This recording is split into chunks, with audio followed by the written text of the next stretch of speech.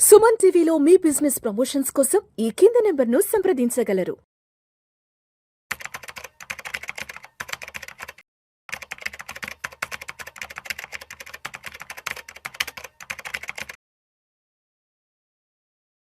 రామచంద్రమూర్తి గారు నమస్తే సార్. నమస్తే విష్ణు గారు.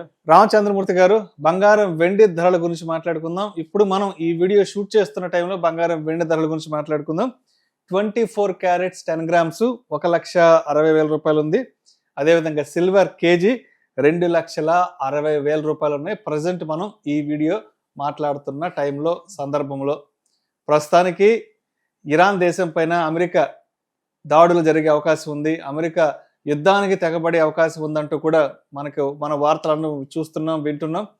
అదేవిధంగా ఇరాన్ దేశం కూడా వాళ్ళ సైనిక స్థావరాలను కాపాడుకునే ప్రయత్నంలో ఉంది. అండ్ అమెరికా కూడా వాళ్ళ యొక్క సైన్యాన్ని ఇరాన్ సరిహద్దుల్లో మోహరించే పనిలో ఉన్నారు. కాబట్టి మనమైతే యుద్ధం రాకూడదనే కోరుకుందాము.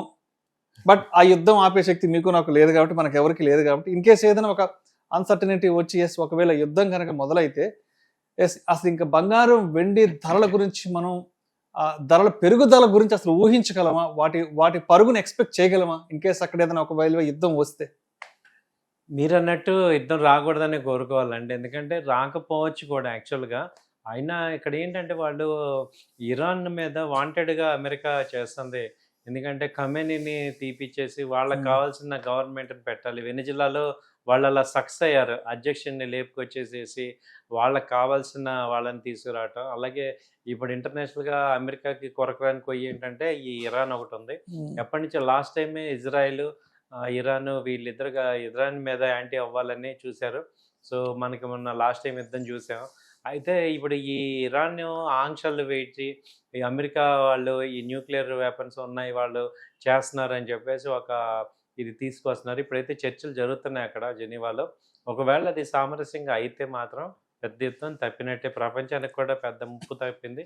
అయితే వాళ్ళు తీవ్రంగా పరిగణించాల్సిన విషయం ఏంటంటే అమెరికా రక్షణ మంత్రి మేము మా అధ్యక్షుడు ఆనతీయటం ఆలస్యం, మేము రెడీగా ఉన్నాము అని అంటున్నాడు. దాంతో ఏమైందంటే ఒక్కసారిగా నిజంగా ఈయన అంతకుముందు ట్రంప్ గారే ఎక్కువ మాట్లాడేవాళ్ళు. ఇప్పుడు వారం 10 రోజుల నుంచి ఆయన ఎక్కువ మాట్లాడట్లేదు.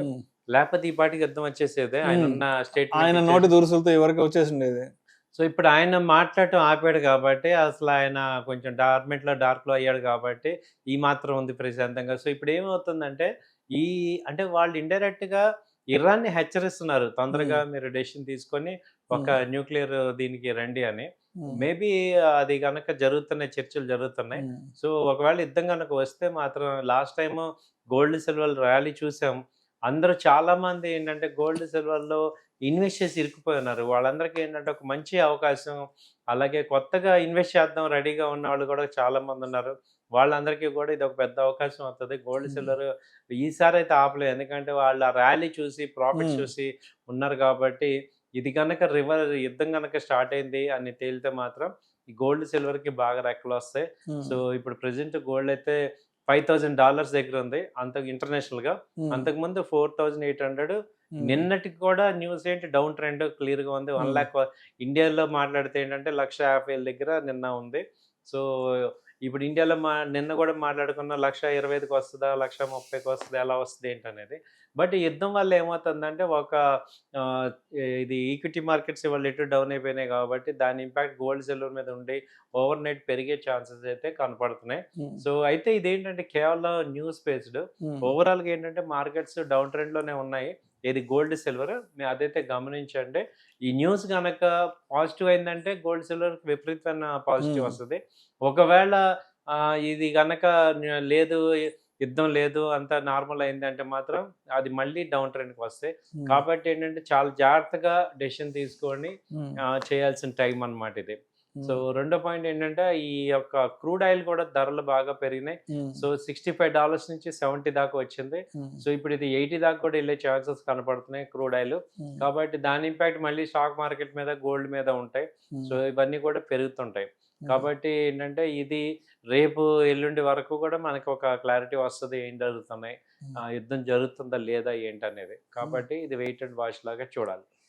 అంటే ఇప్పుడిప్పుడే గత 20-25 రోజుల నుంచి బంగారం వెండి ధరలు ఆల్మోస్ట్ ఒక 40-50% వరకు తగ్గి, అంటే వెండి ఆల్మోస్ట్ ఒక 50% వరకు తగ్గి కొంత వెనక్కి వచ్చింది.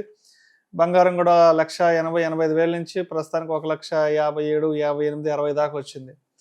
బట్ నిజంగా అంటే యుద్ధం నిజంగా అనివార్యంగానైతే మాత్రం ఈ ధరల్ని మనం అసలు ఊహించలేమేమో అనిపిస్తుంది కదా. అవునండి. యాక్చువల్‌గా యుద్ధం గనక వస్తే మాత్రం ధరలు బాగా పెరుగుతాయి. అంటే ముందైతే ఆ రేట్లు అయితే రావచ్చు. అంటే ఇప్పుడు మనం చూసుకుంటే ఇప్పుడు గోల్డ్ అయితే బాగా పెరుగుతది.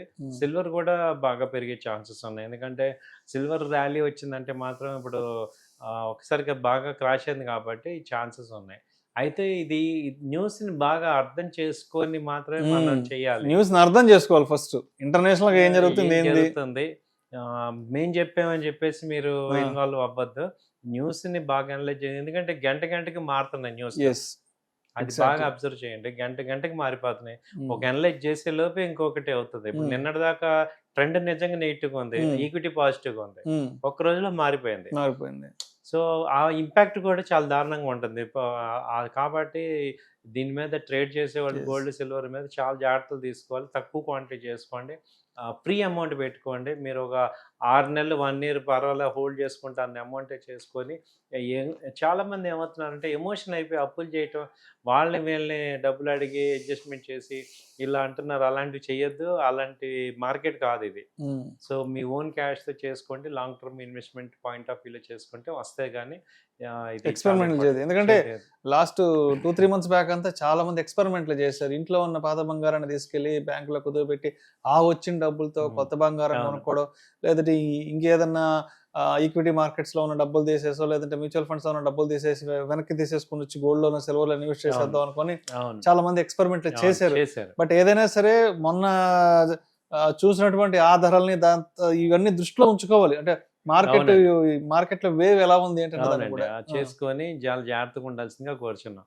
ఎందుకంటే ఇప్పుడు మారుతున్నాయి. ఓకే, ట్రెండ్ పాజిటివ్, కొంత అమౌంట్ అలా పెట్టుకోండి. ఒక్కసారి ఓవర్ నైట్ ఏదో సంపాదించేద్దాం అని అనేది అయితే అనుకోవద్దు. సో, ఇది మాది. ఎందుకంటే న్యూస్ మారుతున్నాయి. ట్రెండ్ అసలు ఇరాన్ యుద్ధం వస్తే ఒక రకంగా ఉంటుంది, రాలేదు. ఇప్పుడు మళ్ళీ కంట్రీస్ ఇవన్నీ ఉన్నాయి. సో, ఏం జరుగుతుంది ఏంటనేది బాగా ఉంది. తర్వాత రేపు ఫ్రైడే ఇటు కూడా మార్కెట్స్ విపరీతమైన వైలెంట్ మూవ్మెంట్స్ ఉంటాయి. అందులో వీకెండ్ ఎక్స్పెక్టేషన్స్ ఎక్కువ మార్కెట్ మీద ఉంటాయి. కాబట్టి జాగ్రత్తగా ఉండాలి. సో, మండే కానీ క్లారిటీ రాదు ఏంటనేది. Right sir. Thank you sir. Thank you so much Ramachandramurthy.